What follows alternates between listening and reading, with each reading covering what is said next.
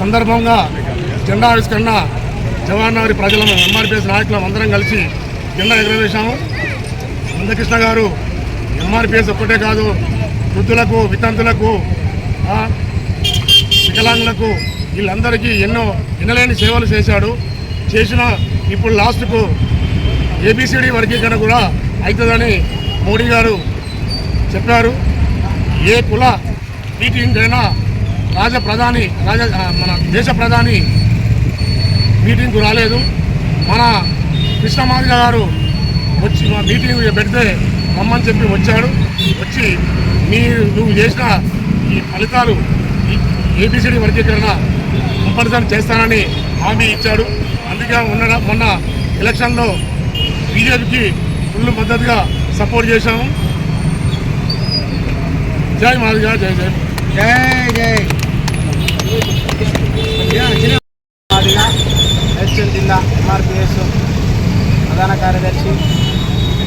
మరి Jawahar Nagar municipal corporation కేంద్రంలోని మహనీయుల విగ్రహం వద్ద ఎంఆర్పిఎస్ 30వ వార్షికోత్సవ దినోత్సవాన్ని పురస్కరించుకొని మరి అంగరంగ వైభవంగా ఈ యొక్క ఆవిర్భావ దినోత్సవాన్ని జరుపుకోవడం జరిగింది. ఈ యొక్క కార్యక్రమానికి మరి జవహర్ నగర్లో ఉన్నటువంటి మాదిగ రక్త బంధువులు, అన్నలు, పెద్దలు, పరశురామ అన్న గారు, వెంకటేష్ అన్న గారు, మరి అదేవిధంగా మరొక వెంకటేష్ అన్న గారు, మరి జిల్లా కార్యదర్శి ప్రభాకర్ గారు, అన్న మల్లేష్ అన్న గారు, నరసింహన్న గారు, భీమయ్య గారు, అన్న చిన్నపురం యాదన్న గారు, మరి వారందరూ కూడా బాబన్న గారు, మరి కుమార్ గారు, అదేవిధంగా ఈ యొక్క కార్యక్రమానికి ఈరోజు ఒక సువర్ణాధ్యాయంగా చరిత్రలో లిఖించబడతా ఉంది. చరిత్ర రాసుకోబడింది. మరి ఎన్నడూ లేని జాతి ఉద్యమాల చరిత్రను నేడు పాఠ్యపుస్తకాలలో కూడా చేర్చింది అని అంటే అది కేవలం ఎంఆర్పిఎస్ ఉద్యమం అని మాత్రమే ఈ సందర్భంగా నేను తెలియజేస్తూ ఉన్నాను.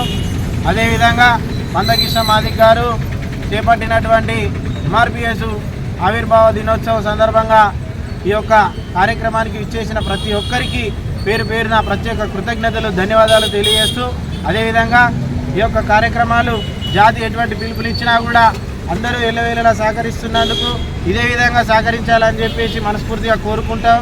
మరి సెలవు తీసుకుంటా ఉన్నాను. జై మాదిగ, జై మందకృష్ణ మాదిగ.